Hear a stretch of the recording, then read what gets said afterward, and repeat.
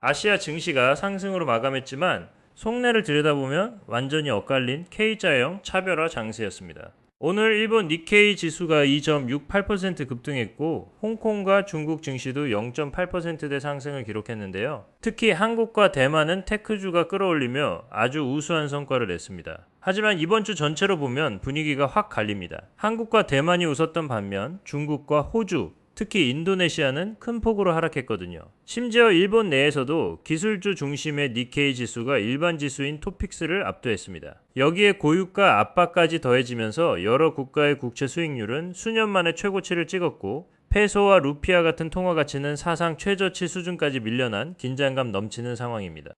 지금 유가가 요동치고 있습니다. 브렌트유가 배럴당 105달러에서 110달러 선을 오가며 극심한 변동성을 보이고 있는데요. 발단은 이러한 최고 지도자의 강경 발언이었습니다. 농축 우라늄과 호르무즈 해협의 통제권을 절대 포기 못한다고 못 박았기 때문이죠. 물론 희망적인 소식도 있습니다. 분쟁 종식과 제재 완화를 골자로 한 협상 초안이 나오고 미국 국무장관 역시 긍정적인 신호가 있다고 언급했거든요. 하지만 트럼프 대통령은 단호합니다. 우라늄 비축량을 확보하고 특히 이란이 추진하는 호르무즈 해협의 통행료 징수는 절대 안 된다고 선을 그었습니다. 합의 임박설과 강경 일변도의 태도가 충돌하면서 유가는 한치 앞을 알 수 없는 불안한 흐름을 이어가고 있습니다.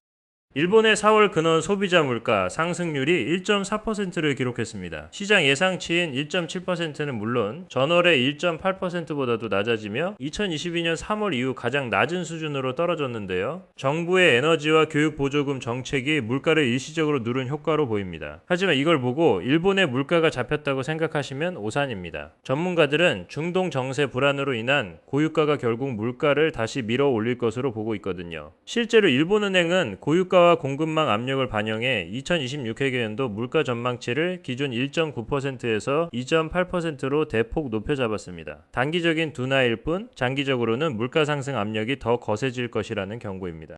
원 달러 환율이 결국 1516원 선을 돌파하며 1년 만에 최저치 수준으로 밀려났습니다. 상황이 심각해지자 우리 외환당국이 드디어 입을 열었습니다. 기획재정부와 한국은행이 공동 성명을 통해 현재 원화 움직임 및 경제 펀더멘털에 비해 과도하다며 필요하면 단호하게 조치하겠다고 강하게 경고했는데요. 2025년 12월 이후 처음 나온 구두 개입입니다. 이렇게까지 경고했지만 환율은 쉽게 잡히지 않고 있습니다. 글로벌 달러 강세도 문제지만 배럴당 110달러에 육박한 고유가가 위험 자산 회피 심리를 자극했기 때문입니다. 특히 외국인들이 대형 반도체주를 계속 팔아치우면서 원화 가치를 압박하고 있습니다. 흥미로운 건 수출 실적과 증시 랠리 덕분에 소비자 심리지수는 오히려 상승하고 있다는 점인데요. 외환시장의 공포와 실물 경기 체감 온도차가 극명하게 갈리고 있습니다.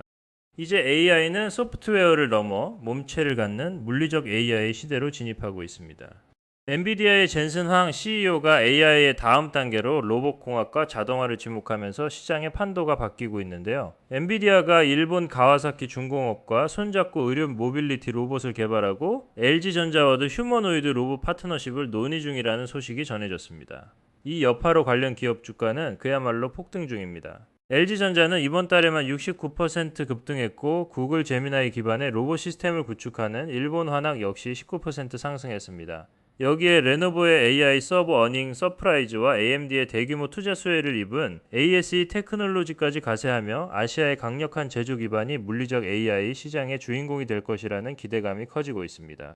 중국 증시에서는 이른바 국가대표라 불리는 국책펀드들이 대규모 ETF 매도에 나섰습니다. 2026년 상반기까지 본토 주식 ETF 지분을 90%나 줄일 계획인데요. 올해만 이미 1,700억 달러 규모를 처분했고 공시 의무를 피하기 위해 추가 매도를 이어갈 것으로 보여 시장의 부담이 커진 상황입니다. 그런데 반전이 있습니다. 정부가 던진 물량을 민간 자금이 싹쓸이하며 소화하고 있다는 겁니다. 개인 투자자들의 계좌 개설이 늘고 외국인들 역시 4월 한 달간 약 290억 달러의 순유입을 기록하며 본토로 복귀했습니다. 그 결과 상하이 종합지수는 11년 만에 최고치를, 기술주 중심의 지수들은 사상 최고치를 갈아치우며 놀라운 회복력을 보여주고 있습니다. 결국 지금 시장은 물리적 AI라는 강력한 실체적 성장 동력과 환율 유가라는 거대 변수가 정면으로 충돌하는 지점에 서 있습니다. 다음 주 엔비디아의 파트너십 구체화 여부가 로봇주 랠리의 지속성을 결정지을 핵심 촉매가 될 것입니다. 오늘 전해드린 글로벌 시장 소식이 도움이 되셨다면 구독과 좋아요 부탁드립니다. 시청해주셔서 감사합니다.